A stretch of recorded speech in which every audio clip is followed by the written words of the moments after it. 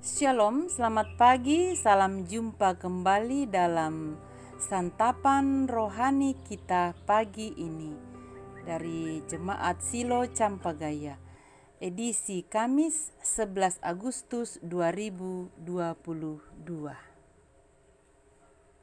Sebelum kita membaca dan merenungkan firman Tuhan, mari kita satukan hati kita berdoa.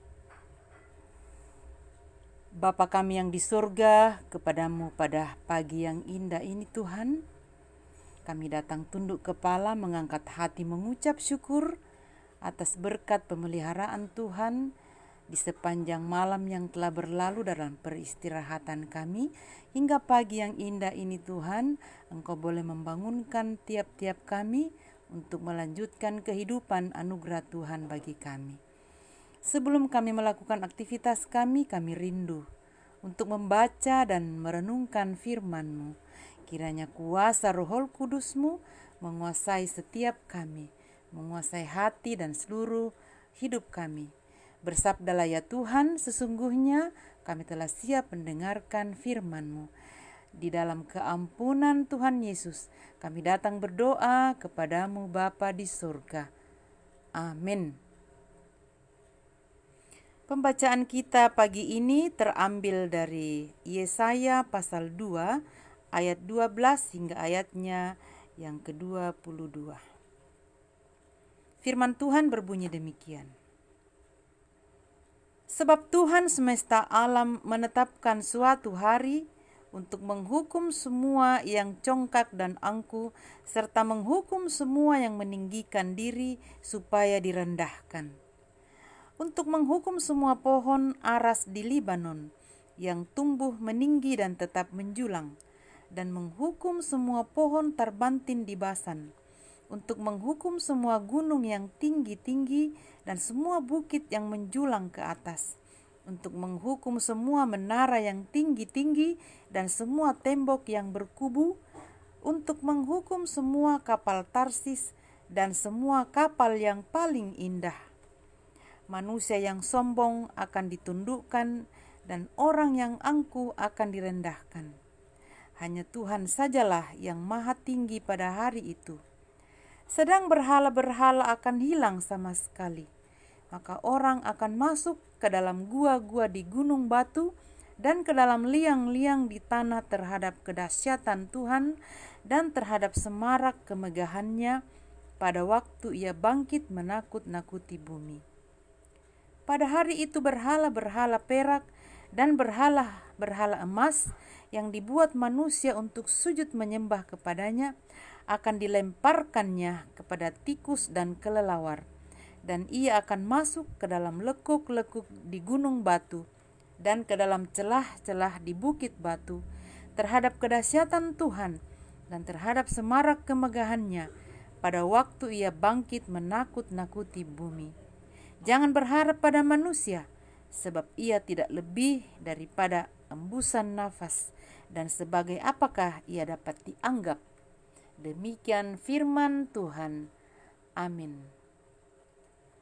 Dari pembacaan kita tadi, diangkat satu tema, kesombongan. Kamadawan pena. Sombong adalah sikap menghargai diri secara berlebihan. Seorang teolog ternama bernama Reinhold menegaskan persoalan teologis dari kesombongan dengan menyebutkan sebagai dosa yang pertama dan terutama. Mengapa demikian? Dalam kesombongan ternyata manusia lebih condong atau cenderung meninggikan diri dan dapat terjebak mentuhankan dirinya. Saudara-saudaraku, Yesaya menubuatkan tindakan Allah bagi orang-orang yang sombong. Ia menegaskan bahwa Allah akan menghukum orang-orang yang angkuh, congkak, dan meninggikan dirinya. Keangkuhan ini lahir dari berbagai karya cipta manusia yang membuat manusia memuliakan diri secara berlebihan.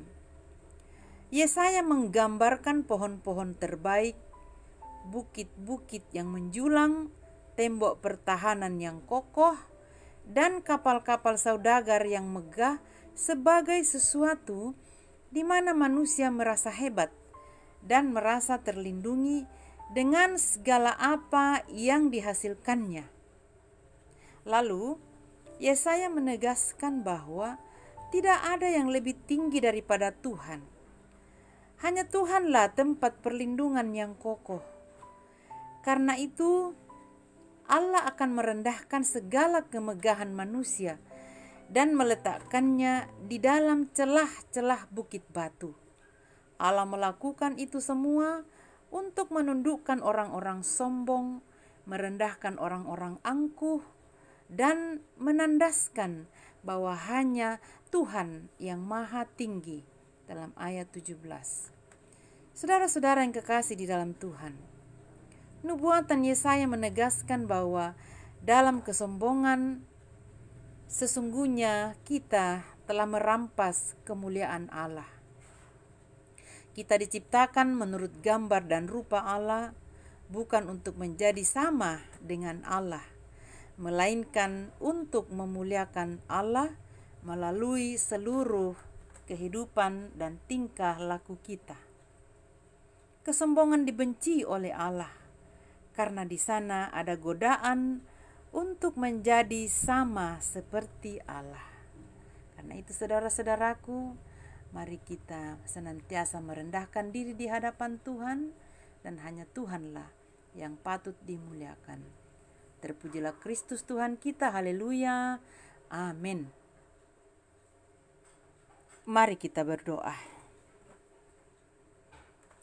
Bapa Surgawi, kami datang lagi mengucapkan syukur terima kasih atas waktu dan kesempatan yang Tuhan beri bagi kami.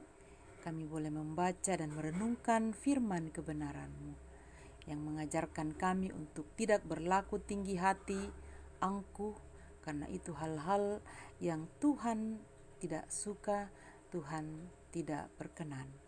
Ampuni kami Tuhan, jika di sepanjang kehidupan kami selama ini, kami senantiasa sombong, angkuh, dan tidak mempedulikan orang-orang di sekitar kami, bahkan mentuhankan diri kami sendiri. Bapa di surga, di sepanjang hari ini, kami akan melakukan aktivitas pekerjaan masing-masing kami.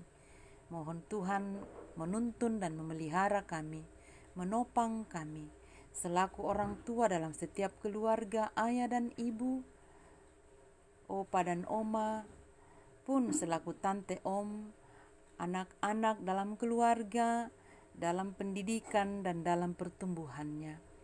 Anak-anak yang sudah bekerja dan juga orang tua yang bekerja, baik yang bekerja dari rumah pun yang ada di luar rumah, Tuhan menolong dan memberkati.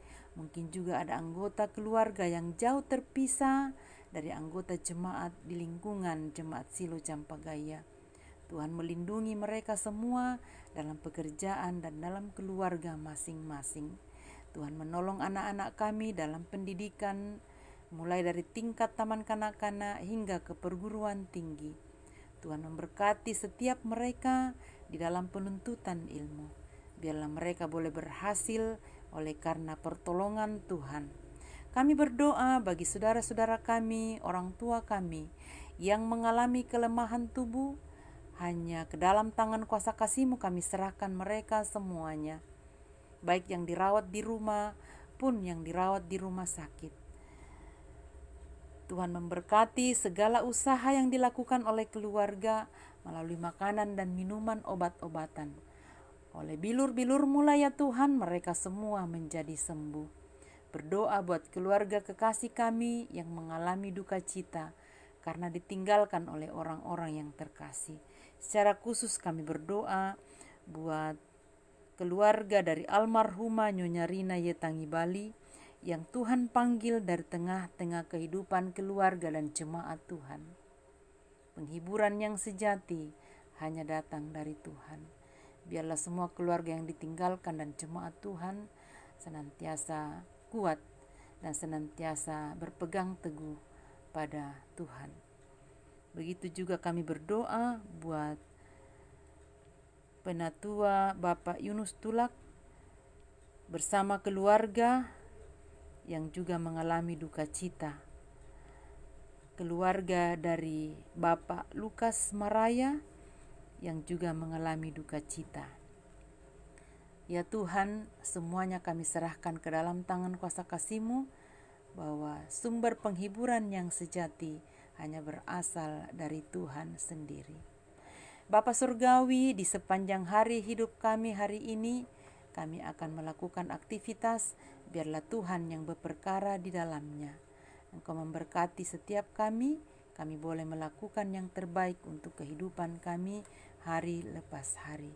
Ini doa dan harapan kami Tuhan, berkenan kiranya Engkau mendengarkan seruan kami, permohonan kami, ungkapan syukur kami yang kami persembahkan kepadamu hanya di dalam nama Tuhan Yesus. Itulah Tuhan dan Juru Selamat kami yang hidup. Haleluya. Amin. Demikianlah santapan rohani kita pagi ini Bapak Ibu. Tuhan memberkati kita sekalian, selamat beraktivitas. Shalom.